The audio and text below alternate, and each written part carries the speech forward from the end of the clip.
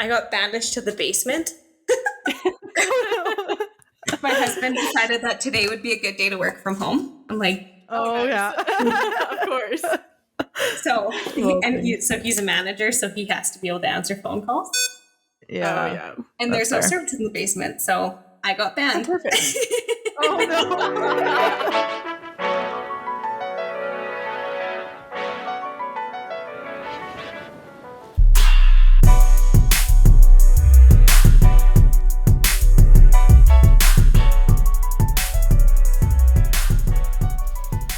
Hello. Hi guys. Welcome back to another episode of Sometimes Bus Slaps. I'm Matt. I'm Jubes. And today is another guest episode. Yay. Okay, so today we have with us Kelcie Motley. I went to high school with her and we've been friends on Instagram for a while. And so I kind of saw her transition from nursing to MOT on there. And when we started SCS, we followed her because our philosophies aligned very well. It was the whole like holistic natural healing and looking at the body as a whole instead of just pieces. Mm-hmm. And then when we were talking about asking her to come on the episode, I had to keep referring to her as Kelcie Wellness because Mac only knew her as as her Instagram handle. Yeah. And so when I was like, oh, like Kelcie, she's like, who? And I was like, Kelcie Wellness. And she's like, oh, I know her. Yeah. So that kept us from getting confused. And so thankfully it led us here, which is so awesome. And we're so excited to have you on, Kelcie. Thank you for joining us. Thank you for having me. I'm very excited to be on. First of all, this is a first for me, so this is a kind of big deal. Kind of a small like bucket list moment for me, so that's kind of cool. That's awesome. Yeah, we're so excited to have you on here. Mm-hmm. Would you mind just introducing yourself so our listeners know a little bit about who you are and where you came from? Well, for sure. So, I mean, as you kind of touched already, you and I went to high school together. So I come from a small town, small high school. One of those situations where you know everyone and anyone in your high school, their siblings, their parents. Yep. It's a very, very small world. But yeah, so once I graduated high school, I went into kinesiology, thinking that I was actually going to go be a physiotherapist. Okay. And then kind of got 2 years into the degree and was like, well, this isn't what I want to do. I will get to the introduction state, but this is kind of part of my introduction. Yeah, fair enough. So I got halfway through the degree and was like, this isn't really what I want. I want to be with people more. I want to help more. Not saying that physio doesn't help people, but I just wanted to be more involved and actively engaged in care. So then I started to transition more towards nursing. Yeah. Mm-hmm. And I worked a couple years trying to get into nursing, couldn't get into the BSCN program. So then I applied to both the LPN and RN program and was accepted to the LPN program and was like, hey, this is a great starting place. I guess this is where I'm getting my feet wet. So did the LPN program. And so now I'm a licensed practical nurse and worked in healthcare for, oh my gosh, already almost 4 years. I'm coming up. Should get my email here right away from the employer. Happy 4-year anniversary is what it. No problem. That's so sweet. That's actually a long time in healthcare. Yeah, and when you're in it, 4 years feels like a lifetime already. Yeah. And then I look at the nurses who've been there for 25, 30, 40 years, some of them, and I just shake my head because I have like the utmost respect for them and their experience, and they're just a wealth of knowledge. It's just it can be a very aging, daunting career. And so I worked in healthcare very consistently for 3 full years, and then this past year and a half ish, I've been kind of stepping away from the system, looking at a more holistic approach. Throughout the pandemic and stuff, don't have to get into the whole political part of that. But, it kind of came down to making a choice of, am I going to be bullied into, how do you want to say it? A permanent medical treatment, or do I want to just take a step back, take my time and make sure I can be fully informed and make that choice when I'm ready to? Yeah. And so because I wasn't ready on their timeline, I was given my leave, and which I didn't know they could do. Yeah. And actually, in my time working for them as well, I didn't realize how much the health authority owned me in a way, which really actually disturbed me to my core, because I was working at the hospital in the town that I lived in, and I was literally 2 minutes from the hospital. I could walk to work. It was pretty gravy. Yeah. And I had what we call 0.6 FTE. So that's just kind of a set amount of shifts that you get in whatever time frame. Right. Okay. So that was my position with the health authority. And then they basically picked me up and dropped me in a new town and said, Kate, you're driving 35 minutes one way up the road. You're going to continue working your position, and this is what you're going to do. Right. Yeah. Oh no. Yeah. And so that pretty much broke me when it came to nursing. There were some pretty awful things that I witnessed and stuff, and it wasn't necessarily any fault of our own as nurses. It was more a falling out from the system, and there was a lot of just ginormous holes that weren't being filled or even acknowledged that they were there. So that really bothered me, because I mean, I really love what I love being a nurse. I took a lot of pride in being able to help people and be part of their care morning and night, and For sure. being that contact person too when the family would come in, that they could feel that they could confide in and trust and whatever. Like, I took a lot of pride in that. And then to have that compromised, and I'm now the messenger for policies that maybe don't make sense.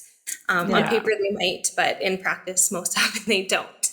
So I really struggled with that, and I really struggled in a very, very, very broken system. And so, like I say, I took a step away from that and took some time. And I was actually at the gym, and there was a gentleman from the town who was like just kind of talking to me. He was in the same situation as myself. And he had said, like, well, have you heard of osteo? And I was like, I don't know. Like, what is that? Sorry, what is that? And he's like, well, it's really big in the States. It sounds like it's up and coming in Alberta. It sounds like it's kind of everything you're missing in nursing. And I was like, okay, like, I'll go home and do some Googling, and pretty much that's what I did.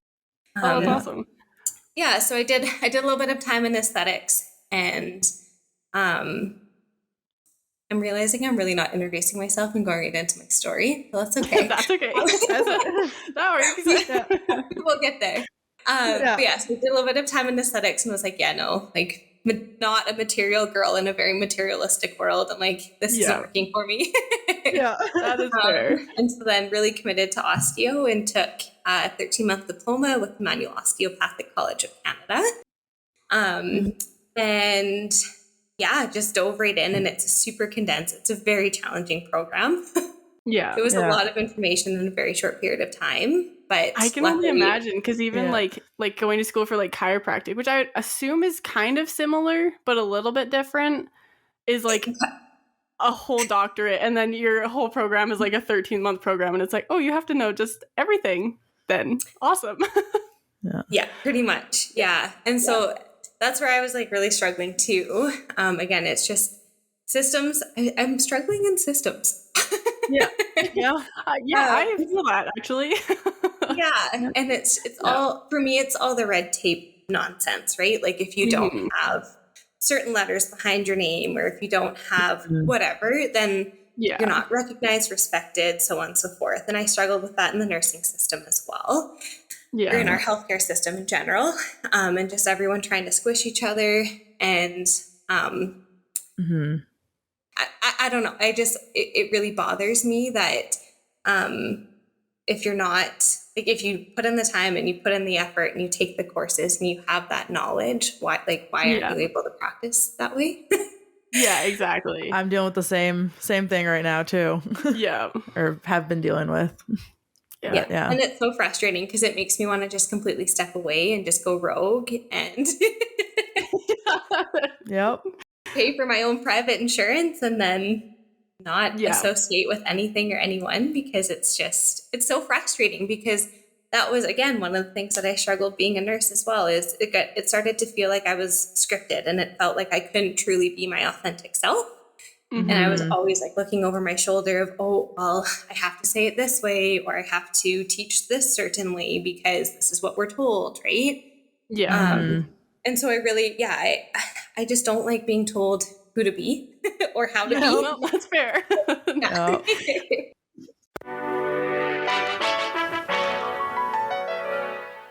A big thank you to Persona Nutrition for working with Sometimes Ciabatta Slaps. Persona Nutrition ships customized vitamins and supplements to you each month. All you need to do is take their short quiz on their website, and they will build you the perfect pack of vitamins. With subscription, you also have access to nutritionists online, so if you have any health concerns or questions, you will be directed with a nutritionist in no time. The vitamin packs come with the cutest little wrapper with your name on it and a list of supplements inside. If you want more information, there is a blog on their website with tons of additional information. Right now, get 50% off your first month subscription with the link on our website. If you want to get into supplements and vitamins and all that good stuff, head on over to sometimesciabattaslaps.com for more information.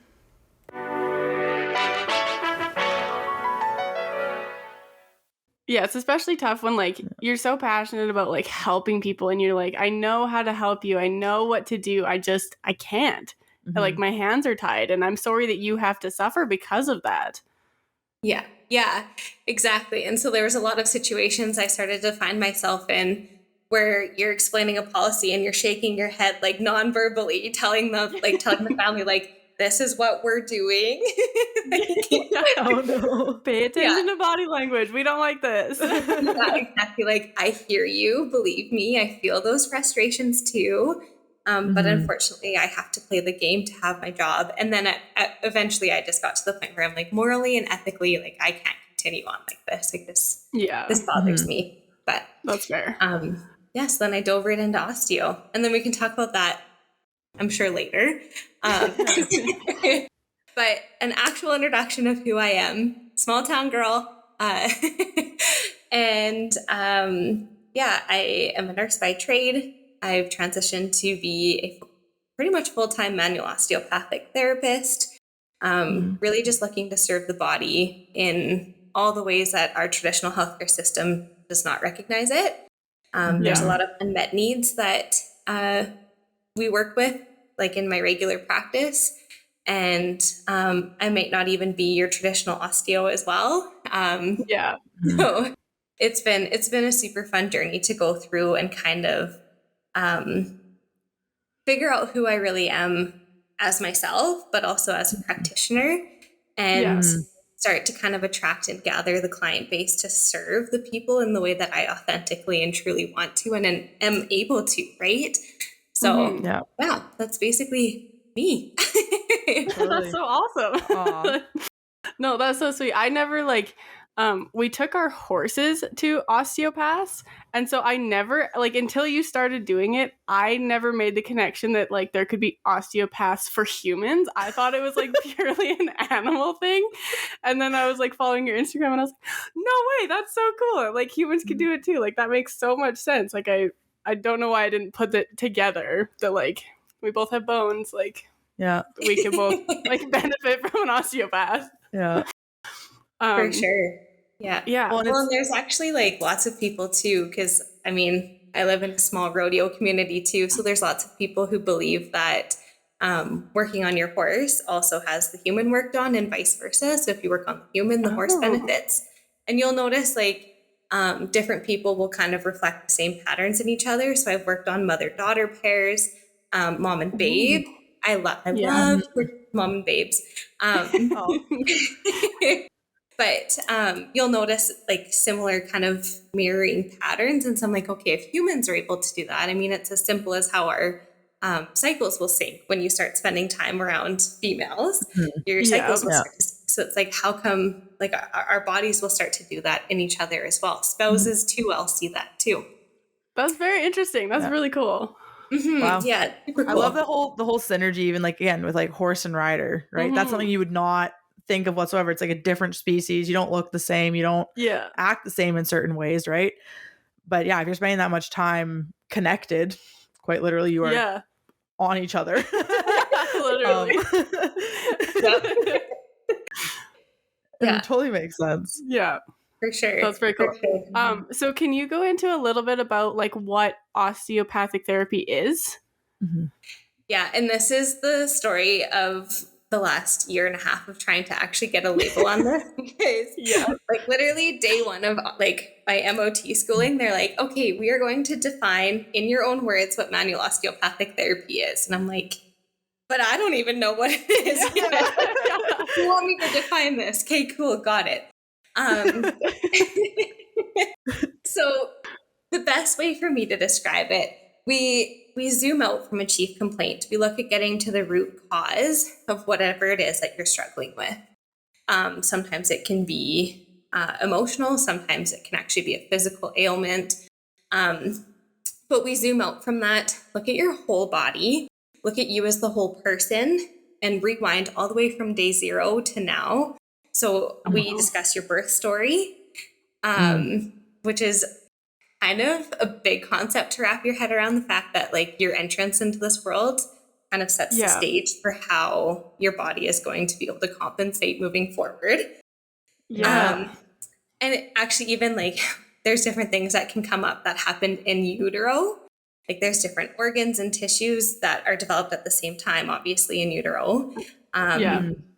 That if mom goes through something in that time of development, sometimes it can show up later in life in kind of a mirror imaging of like for example, your TMJ and your hips, very closely related. Your hips and your jaw are developed at very similar time in your body. Okay, I didn't know that because I'm having like major TMJ issues right now, and my hips are so tight all the time. I was gonna say that's like spot on. That's like all of my chief complaints. Nice. So there you go. Sounds like you need to find an osteo near you. Okay, good to know. It's just a different perspective on the body, and I mean structurally too. If you look at the jaw joint, and then the jaw and the structure of the bone, like the mandible. And then you look at your hip bones, they kind of look similar, right? The way your pelvis all comes together. And so, I don't know, the body is just so incredible. So this approach has just blown my mind every day. I'm like, oh my gosh, they said that can happen. And then it's happening. That's so cool. So we look at the body as a whole. Nothing is irrelevant is what I tell people. And it's like, if it's coming up and you feel you need to tell me, there's probably good reason for it. So we work at kind of unwinding the tissues, setting the body up for success to go to work and do the healing that it is actually very innately able to do. So that's part of where my name change came from as well, because I was Kelcie Wellness and now I'm Innate Body Brilliance. Okay, I was going to ask you about like what prompted the change and what those words mean to you. For sure. And it kind of adds up to my definition of manual osteopathic therapy as well, right? Because when I do these explanations, I found myself using the words innate, the body is brilliant, and that like you are very capable, and that holistic healing. And so I was like, okay, health and wellness was a great place to start. It was cute, it was catchy. But then I'm like, this doesn't really reflect the type of practice that I do anymore. And so then I met with, her Instagram is Hey Sunny Studio. Her name is Cheryl. She's wonderful. And so we had a little meeting and she helped me rebrand and it was amazing. Nice. So that's kind of where that name change came from, was working with the body as a whole and recognizing its innate capabilities. So that means what our body is able to do from birth without even thinking, right? It's that subconscious kind of healing, the subconscious functions that you don't have to sit here and think about breathing. You don't have to sit here and think about, okay, heartbeat. And even now that I'm experiencing my own pregnancy too, like I say all the time, I don't have to sit here and be like, okay, body, let's build legs today, right? So like, my body is just naturally and innately doing that on its own. And that was one of the biggest concepts that really spoke to me when I first started learning about manual osteopathic therapy, was that it recognizes what the body is able to do naturally and on its own without adding a chemical toxic load like a pharmaceutical, for example, as step number one in the healing. So, so that's one of the main like foundations of manual osteopathic therapy is recognizing the body is self-healing, self-regulating. It functions as a whole unit. So when something happens to the body, it happens to the whole body, right? To the whole person. So it's not just your ankle that was broken. Everything had to go to work. All the systems had to get fired up. Your whole body had to compensate in some way, shape, or form to help heal that ankle. So for me, that was just like mind blowing. When I first learned that too, I was like, well, yeah, like, duh, that makes sense. Right? It does make sense, but you don't hear that, especially in nursing, where it's not like, if your ankle's broken, we just look at the ankle. We don't look at what other systems in your body had to compensate for your ankle being broken that might be leading to other issues that you're having right now. 100%. Exactly. Yeah. And so it's everything that I was missing in nursing. And it's just so logical, practical that like, I look at, I always have like, it's kind of like devil and angel on my shoulders. I have my nurse brain and then my osteo brain. And so then sometimes I'm working with people and there's different releases that happen. For example, I had someone who looked like it was almost seizure activity. So then my nurse brain is going, oh my gosh, call an ambulance. Like, this is danger. And then my optical brain is like, no, this is what trauma can look like when it's leaving the body. Like, you are the practitioner, you stay calm, help support the body through this. And it will come out the other side. And honestly, like that, like I'm very fortunate. It was another body practitioner that I was working on. And so she was very aware. So she was even able to say like, I'm okay as it was happening. I was like, okay, like just stay calm, stay centered. We're good. We got this. And so for me, like that was just, again, just kind of reinforcing like the ability of the body to hold on to these things, but it's also very capable of letting it go, moving past that layer and healing it. And that's not to say that whatever that was being stored is never going to have to be re-experienced again. But at least we've moved past that fresh layer, that really hyperactive, like hyper arousing layer.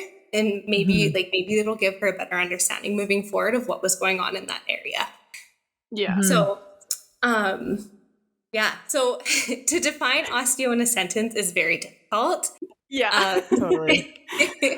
And I always just kind of close off the session or like close off the explanation by saying like, it's one of those therapies. It's very gentle hands-on therapy. It doesn't seem like we're doing much in the moment. But you'll really notice the big shifts as your body starts to kind of adapt to the changes that we've made in the body.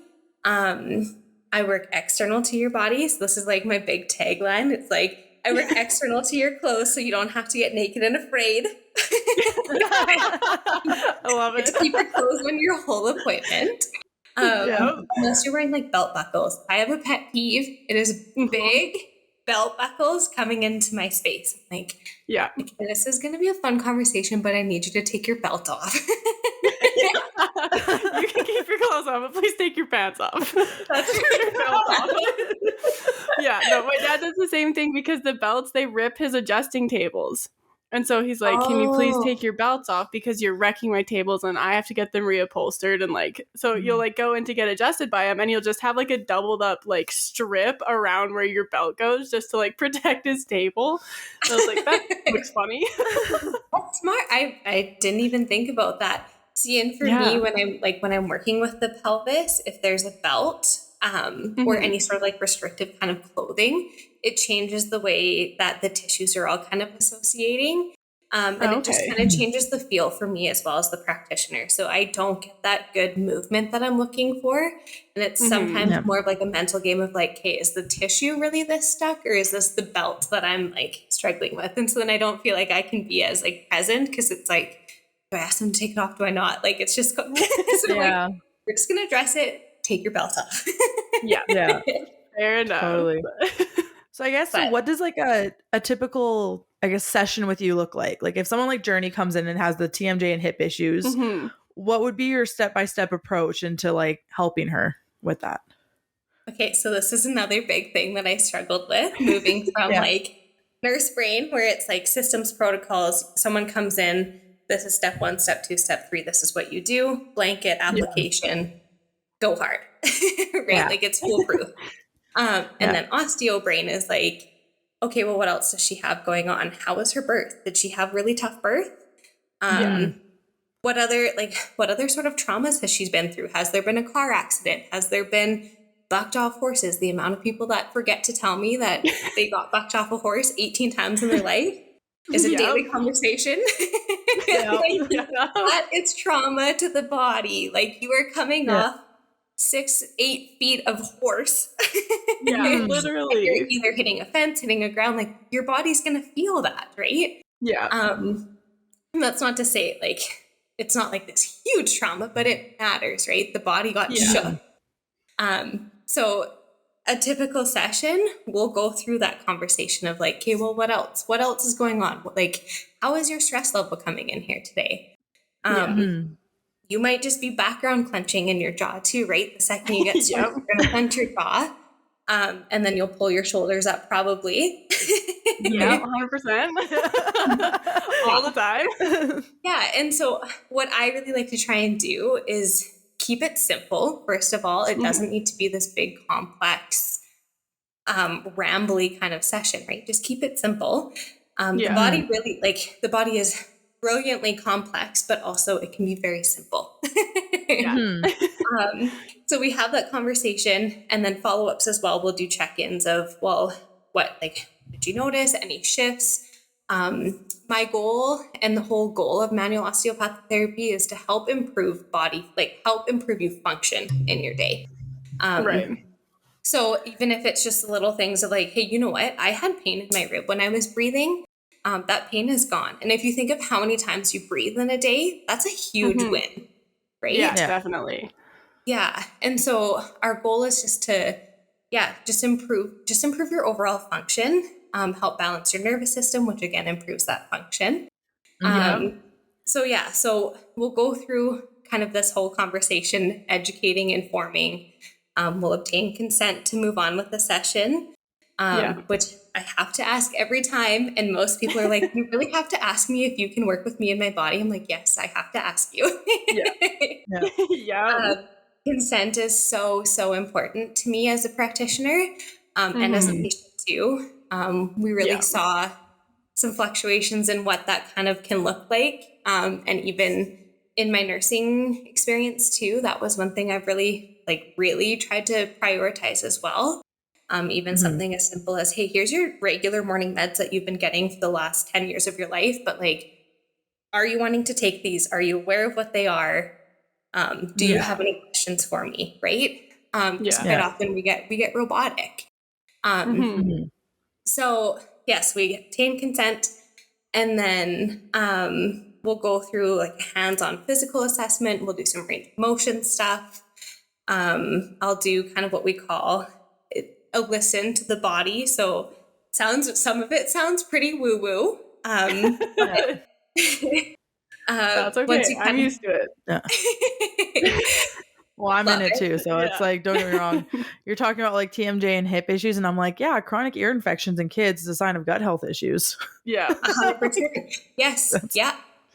And tinnitus, big kidney sign. So you can either be like toxicity in the kidneys, your kidneys just might not be functioning to their optimal level. At the end of the day, our goal is to improve function and optimize your wellness, right? Yeah. So yes, we'll go through that listening kind of the body. And again, this is where my nursing brain was challenged of like systems and protocols.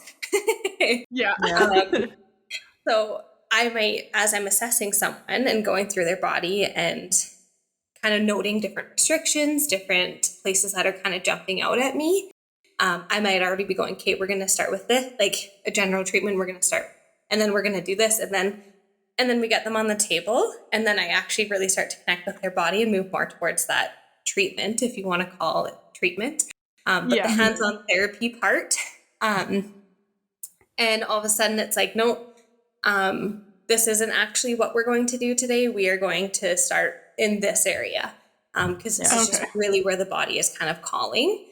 And again, it sounds woo-woo, but it's pretty amazing. Yeah, Totally. that's so cool.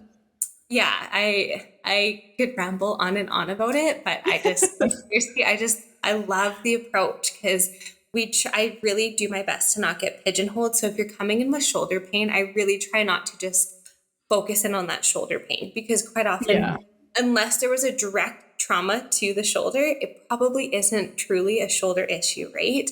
So where we're feeling that symptom and feeling that pain is quite often actually not where the root cause is.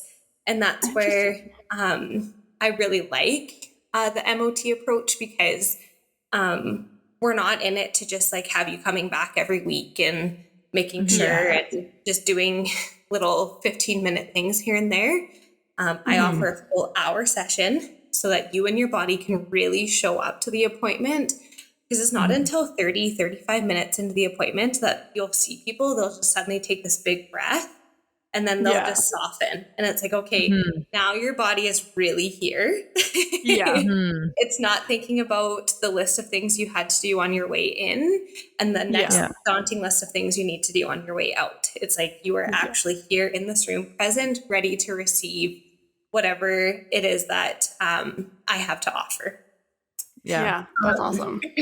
Yeah, and so it's, I don't know, it's such a special approach, and to me, it's not something that I'm in it for the money by any means.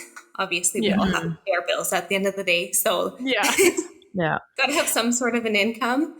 But that's also part of why I'm not really willing to do it more than 3 days a week either, because I really want to be able to serve and actually be there wholly and presently for all of our practice members, and make them feel seen, heard, and truly served at the end of the day. That's just kind of my goal. Yeah, because I was going to ask. Yeah, it does. I was going to ask, like, do you find it difficult, like, if you're having an off day, to like properly help them, or like, do you notice that you have to do special work on yourself in between sessions just to make sure that you are also coming in with like your body is also fully present for your clients? For sure. Yeah, definitely. Especially, I'm not gonna lie, at the beginning of my pregnancy, there was mornings where I was sitting there, I'm like, okay, like, pull it together. So there's different things that you kind of learn along the way. And I mean, obviously, I'm still quite new to my practice. I started at the office I'm at in January, so we're almost coming up on a year.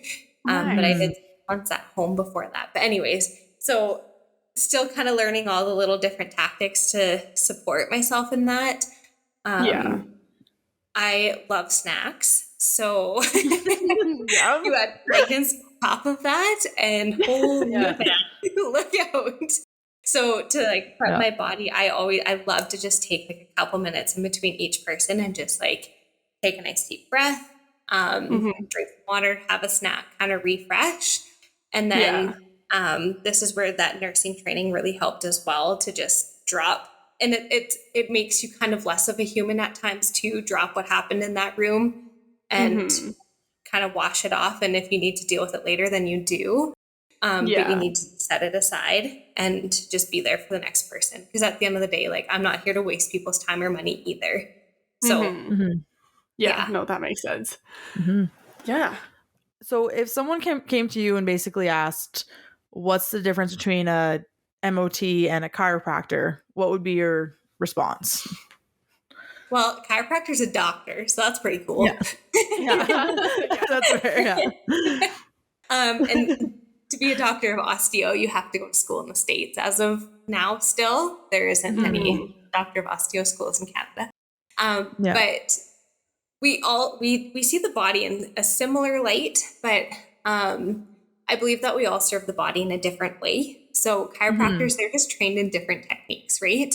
The biggest difference I would definitely say is they are trained to do those high velocity adjustments. Whereas we do more manual manipulative kind of corrective techniques. So you won't see any high velocity adjustments from this cat. That's not my scope. That's nice. No neck cracking or anything of that sort. we correct necks, but I certainly am not adjusting necks in the way that they do. I feel like that makes patients feel a little bit more comfortable, because that's one of the biggest things that I found with my dad. Like, his patients come in and they're a little bit nervous because they're like, this, especially the sound of the adjustment is so off-putting to them that they're just like a little bit nervous. She's like, it's okay. It's just like when you pop your knuckles, it's just gas releasing. Like, you're fine. I'm not breaking you. It's okay. And so then to go to someone like you, where it's like, I just like manipulate your body a little bit, and then there's a release. There's no big loud sound. Like, you're okay. I'm not going to like crank on your neck. Like, you'll be fine. Like, it's got to be very relaxing, I would imagine, for patients. For sure. And I mean, there again, we serve the body in different ways too, right? I mean, you don't have to get your neck adjusted when you go to a chiro. They can still work with your body in different ways. I can't really speak too terribly much to their profession. But in terms of like what we're able to do, it's definitely lower input for sure. Very slow and controlled, gentle techniques. And for sure, like some people who are running at that threshold of like can't come down from that sympathetic fight or flight stress response. If they can't come down from that, sometimes having an adjustment is too much input for them. And so sometimes I'm a great place to start. So we start kind of introducing them to touch on their neck and just different shifts that we can make that way. In the office I'm in, we do share quite a few people that are able to get their necks adjusted. Some don't. But even for me, before I even work with the head or neck, I always ask, because some people are just very, very sensitive and very protective of it. And so if you're going to tense right up before I'm even at your neck, like it's going to be tough to get some movement through there, right? Yeah, exactly. No, that makes sense. Definitely. So big thank you to Blue Land for working with Sometimes Ciabatta Slaps. If you're passionate about the earth and a clean home, then these are the cleaning products for you. Blue Land is a company that sells eco-friendly cleaning products on a subscription basis. You can buy the welcome kit, which comes with dissolvable tablets of the products and reusable containers for each product. I got the Clean Sweet kit, which comes with a foaming hand soap, laundry detergent, powder dish soap, dishwasher detergent, multi-surface cleaner and bottle, bathroom cleaner and bottle, and glass and mirror cleaner and bottle. And I love it so far. It has done exactly what I need it to do. So there are so many kits that you can get. And once you have what you need, then the tablets can be mailed out as needed. So you can just order the tablets and you don't have to get rid of the bottle as if what you do when you go to the grocery store now. So we love that they don't send out useless plastic bottles with each product, and you can just pop a tablet into the bottle and reuse it. So if you're interested in incorporating Blue Land products into your everyday life, click the link in our description and or on our website. So you're also trained in reflexology, right? Oh yeah, sometimes I forget that about myself. I know. I was looking at your Instagram last night. I was like, oh yeah, reflexology, right? So do you, like, is it pretty much the same or a little bit different, or is like osteopathic therapy just like building on what you learned in reflexology? They are very different in a sense that reflexology is usually applied to one focused area of the body with the intention to serve the rest of the body. So it's mostly kind of going off the perspective that the body is very connected, very interrelated. Right. So I'm trained in foot reflexology. I did take a certificate for hand reflexology, but I don't super love to do it. I prefer the feet. The hands, are super small. Super intimate, right? Working with someone's hands is a pretty intimate experience. So it's not something I super love to do. So I only really advertise publicly that I do feet. Excuse me. So it's all kind of based off the theory that there's different points in your feet that correspond to the rest of your body. It has been said that an hour reflexology session can serve the body in the way that an hour massage can. In terms of relaxation, improved circulation, there's a certain amount of detox that happens. And again, it's very low input. So if you're pregnant and you can't handle laying on your tummy for a full hour massage, reflexology is a good option because you can do it sitting up, just with your feet up. which what pregnant woman doesn't love to kick her feet up? Yeah. Exactly. Especially when your ankles start to swell, you're like, please, a foot massage sounds lovely. Yes, yeah, exactly. It's great for seniors, really great for seniors. Because there's, I don't know if it's just something in that generation, right? That self-care was never, I don't know if it was never needed or if it was just not a priority to them, right? Yeah. So for them to book like an hour massage, it's for, kind of the vibe that I get from the people who see me for reflexology as opposed to going for a massage. It seems like it's just more comfortable for them to just lay down with their clothes on. Again, there's no getting naked and afraid in my room. It's a really great place to be. That's so nice. But yeah, and then it's just focused on the feet. And actually, I should send you guys a picture of this lady's feet. She's like this real bad diabetic. Like her foot literally like had like a big loss of circulation into her one foot. It happens with kind of progressive diabetes. So her foot was like purple-ish, quite puffy, very restricted fluid flow into that foot. She'd been seeing chiropractic on a regular care plan. And then she was actually referred to me for reflexology. And so after a couple sessions, she actually has, like, she's got her color back in her feet. Like, they actually look awesome, matched. And then she's actually started to do osteo as well. So we kind of alternate between reflexology and MOT. So she's been just trucking along. It's been so cool to see her health improve. But yeah, so she was able to actually get like feeling back in her feet after, like, her first couple sessions were not pleasant for her after because her feet hurt because they had better fluid flow. They had that sense, like that stimulation, right? And so she said for a day or two after her appointments, like her feet were pretty sore. Well, I'm glad she was able to come back and like recognize that even though her feet did hurt, like it was a good hurt, like it was working towards being painless. Because I feel like that's something that scares a lot of people off, is they're trying this new thing that they've never heard of, and then they leave and they don't feel 100% better immediately, and they're like, oh, it doesn't work, I'm just never going to go back. Like, so it's nice to see that she was able to come back. For sure. And honestly, like, that's where I owe a lot to my nursing background too, in terms of like patient education and fully informed consent. Is going through that question period, right? Because it's new. Everyone who comes into my room, you can just feel like the tension and anxiety. They're like, I don't really know what I'm here for. I don't know like really what it is, but I've just been told I need to be here, so here I am. I really try and ease that and do that good.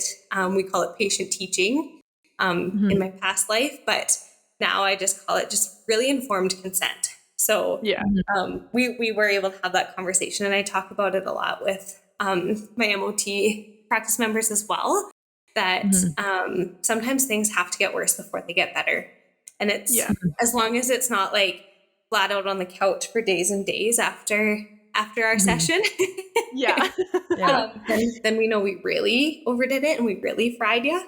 But sometimes you do have to take a little baby step back to get forward. So and for her it was really cool because she hadn't been able to really feel that her foot was there. So the fact that it was hurting, though it wasn't pleasant, it was also kind of like, hey, I have my left foot back. That's so nice. I guess most of what we got about that we have for your practice and whatnot. I guess is there any other things that we haven't asked you that you want to touch on in regards to your practice, or anything like what's your hopes for your future and things like that too? Ooh, that's a fun question. So as we've been talking about at the very start of the podcast, I really struggle with systems. Well, I'm really wanting to get just very independent and just be able to be me. So I've been taking a lot more courses on working with toddlers and babies. And the really cool thing about being a nurse is you can become what they call a lactation consultant. And so someday, now, I mean, it complicates things that I'm growing a human myself. So in terms of a timeline, I'm not going to complain about being pregnant because it is such a beautiful gift, and seeing what her body is able to do is absolutely brilliant. But yeah, so I'm hoping to one day do my lactation consulting and then continue specializing more with babies and to be able to kind of marry those two careers. So when you asked kind of, I don't know if we were recording yet, but you'd asked about maybe going one way versus the other, finding a way to kind of converge them.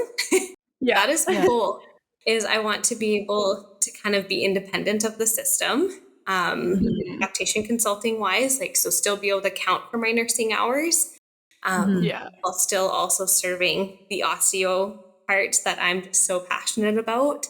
And I think it'd be really beneficial, and there's such a huge need for it. The more and more moms, I mean, every stage in life that you're in, you start to kind of attract people in the similar stages as well.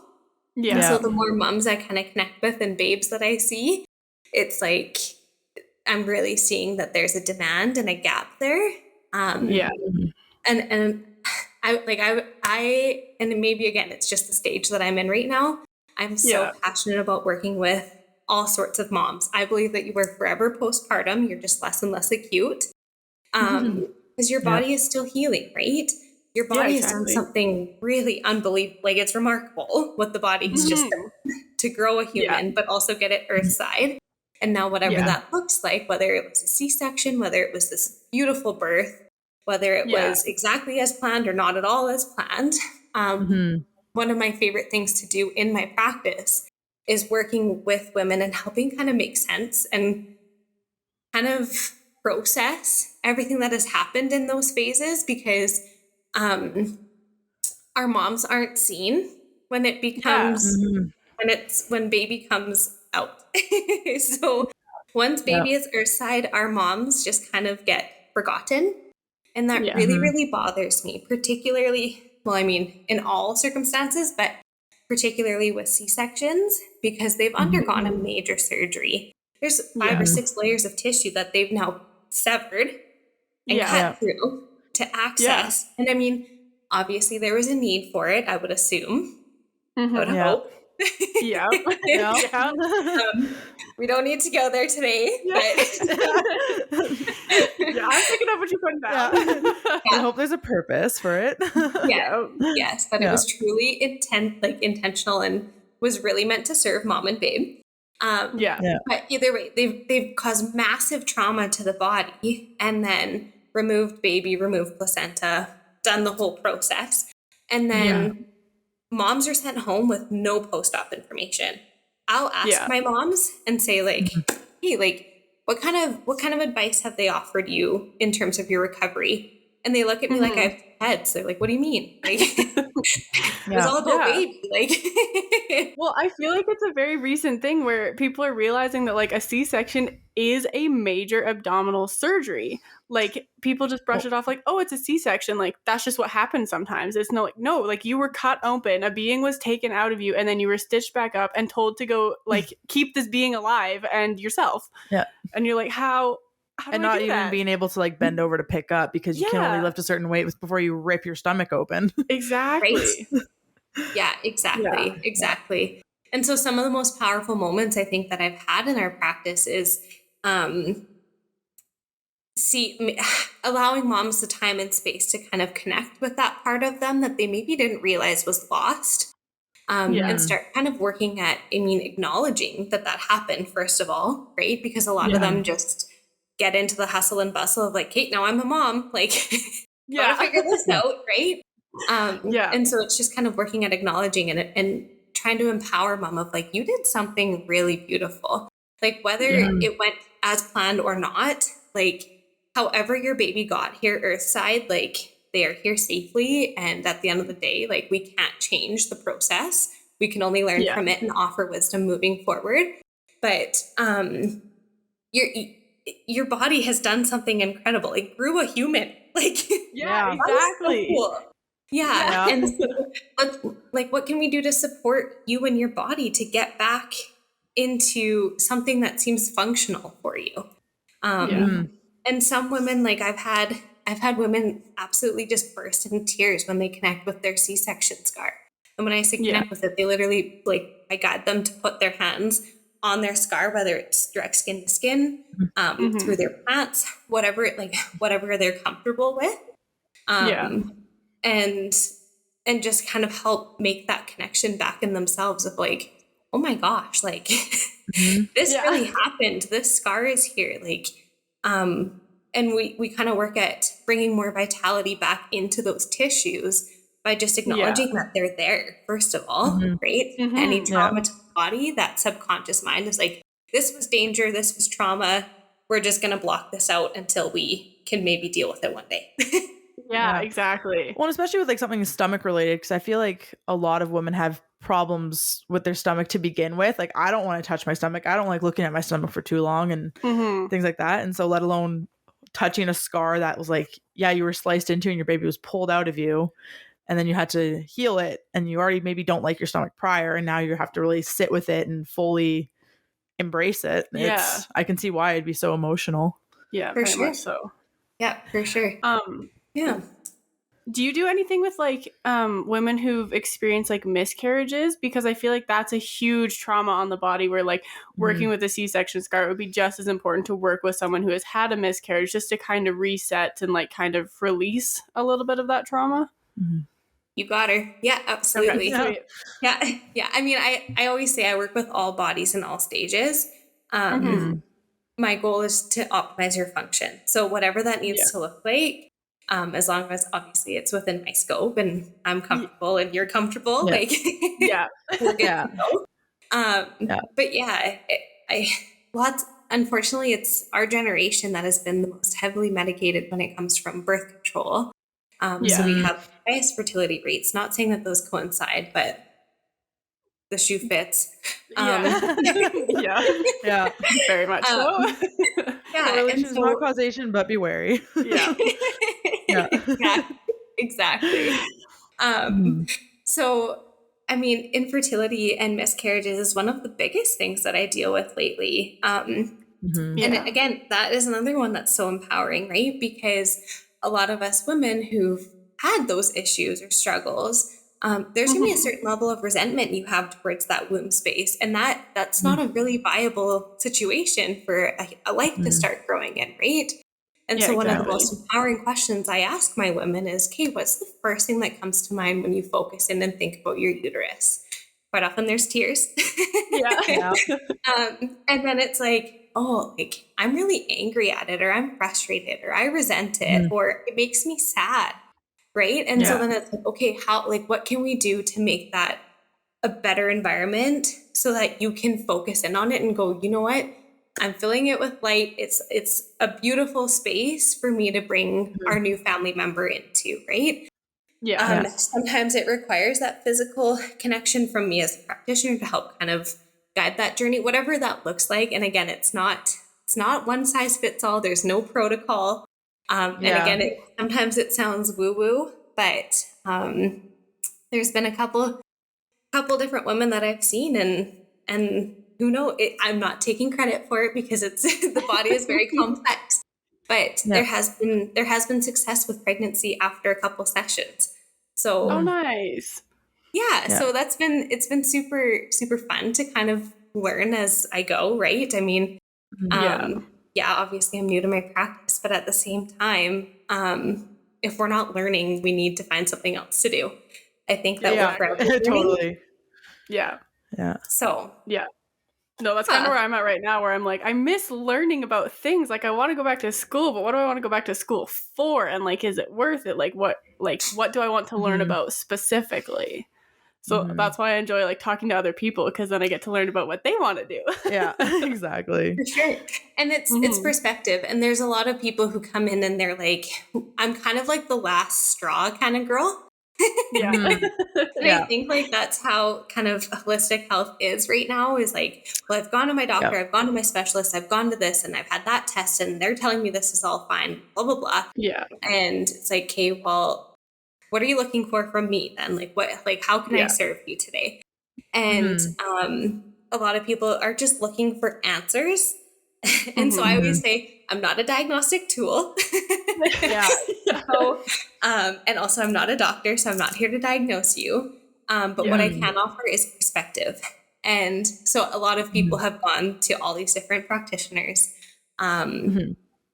Eastern and Western medicine, whatever, and they're still seeking more information. And I think that that's kind of just the best vessel that I can be for people, is just information and perspective through the lens that I've been trained, if you want to use that word, to see things, right? And so that's one thing a lot of people say, well, how come you can see that, but like my doctor, my chiro, my physio, my whoever didn't notice that? And it's like, well, I've been trained to see things through a different lens. I see things differently than they do, and vice versa, right? So like, I'm a huge like proponent for a referral network as well. That I'm not the end all be all. I don't have all the answers. I know that. And if I ever get to a state where I think that I know everything, then I probably should find something else to do. Because that's definitely not the case.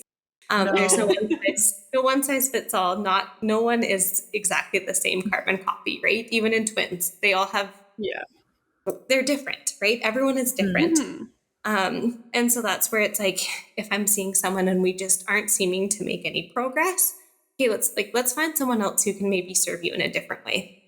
Yeah, totally. I like that a lot, because it is, you do kind of get into like, even when you're choosing like psychologists, like your therapist or whatever, like you go around and you're like, okay, I don't fit with this one, but like shopping around providers is such a, like, I would say a new thing, where people used to just go to like, oh, this doctor, your word is just how it is. I can't go around to find other things because they're just going to tell me the same thing. Yeah.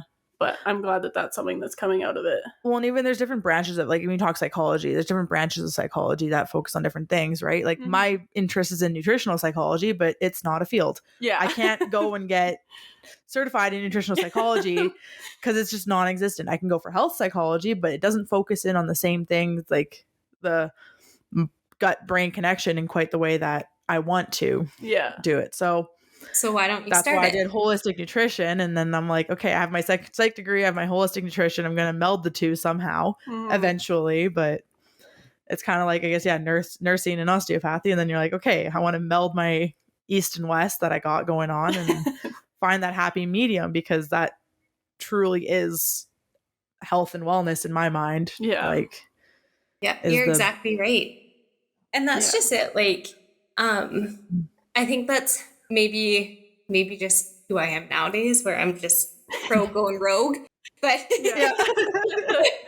where it's like, okay, well, if there isn't something there and you're really feeling called to learn it, teach it, do it, whatever that looks like, and you just can't shake that call, why don't you just create it then? Exactly. Yeah. I've been told that many times recently when I talked about it, and they're like, you should just create it. I'm like, you're fine to do it. I know.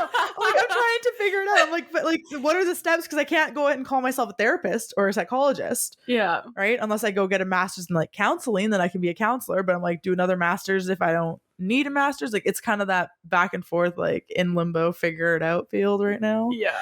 So I'm sure you would be with like lactation specialist and mixing those. You're gonna be like, okay, I don't know what to call myself, but there's got to be something that comes up here. Yeah, for sure. But. And that's just it. Like, there's different insurances and stuff that'll back you to do different things. Like I think I said it earlier too, about how I'm maybe not a traditional osteo. I don't know. I've seen a couple different like manual practitioners in my field, and we all have a different approach to the body, right? And that's what's so beautiful about it. Like, it's less of a science and more of an art. And that's where a lot of people I found like struggled in our program, because they were very like science, like show me the way, show me the like steps. And like I'll admit I struggled with that off the start of like, well, someone comes in with a headache, like, what do I do? And my instructor was like, what else do they have going on? Right? And so like, that's my challenge to you is, do you need to have another piece of paper to back what you're doing? Exactly. If you're trusted, if you're informed, if you're knowledgeable, if you're personable and you're able to connect, and just make little differences along the way, like, what do you need a title and recognition for at the end of the day? Exactly. And that's what, like, the one last thing I want to ask you, I guess, before we do our segment and wrap everything up is, did you have any imposter syndrome struggles with that transition, or like, oh yeah, I know, I can imagine, or like major like self-identity crisis because you're like, I thought I knew this, then all of a sudden it's like jokes. Yeah, big time. Imposter syndrome, big time, like big imposter syndrome. Especially again going to more of the eastern side, branching from western. There, there's a couple doctors that I spoke to just at the hospital, and you can tell they're just so disapproving. And then like the imposter, the insecurity in me was like, you need to like show them and tell them about all the success stories you've had and like light the way. And then the other part of me that's like, no, you don't need to validate your existence to feel validated and valued in what you do. You know the value of your work. And that's a lot of where like I struggle too with like running my own business and starting my own business of like, wait, I don't know what I'm doing here. Going from the public sector where we're told what you're worth, you have to prove that you're told that you're worth that wage. And then branching into the private sector where it's like, okay, wait, this is what everyone else is asking for their sessions. Like, where do I feel that it aligns with me? That I like that I'm valuable at whatever dollar amount it is per session, right? So that was a huge shift for me to make. And it's something I'm still very much learning because there's lots of times like you do the comparisons and which comparison is the thief of joy.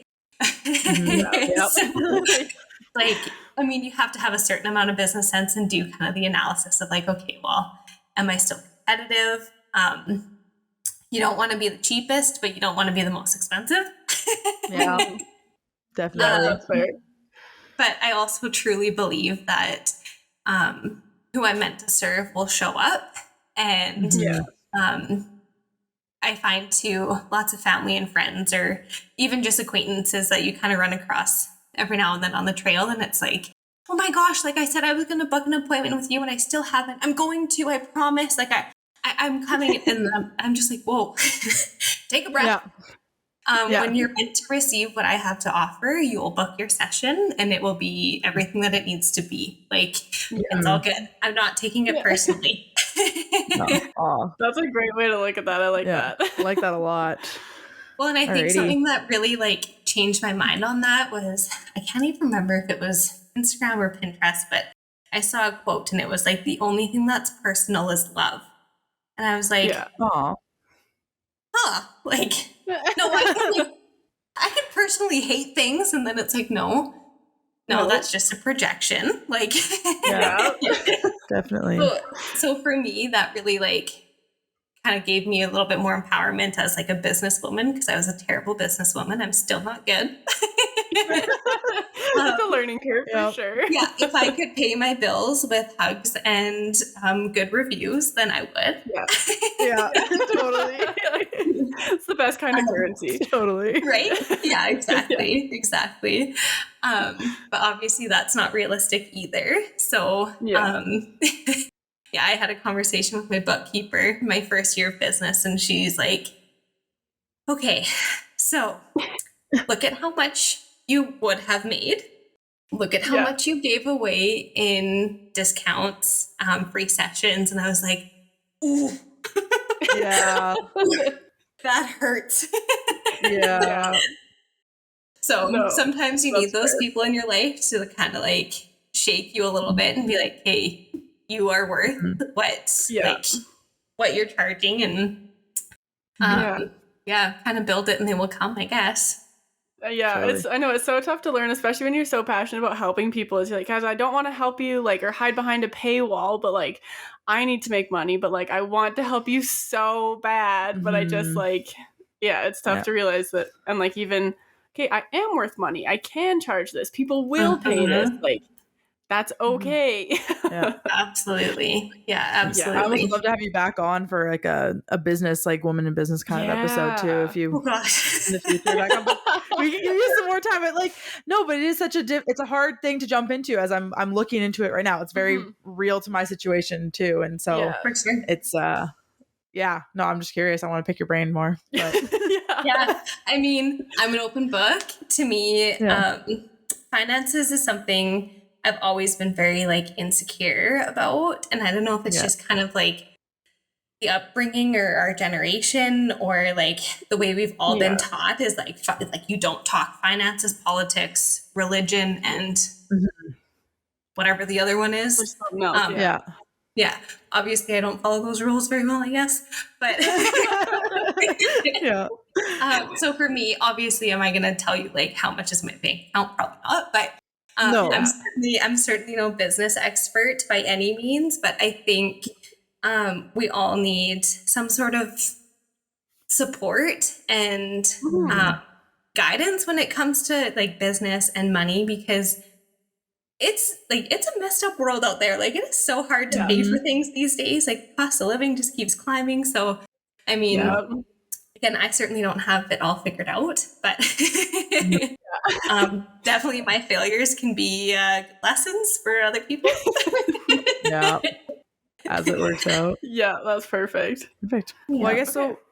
Because I'm sure we could talk for hours, but to kind of wrap up today's conversation, we're just going to finish off with a segment of like smash or pass related to like holistic kind of practices.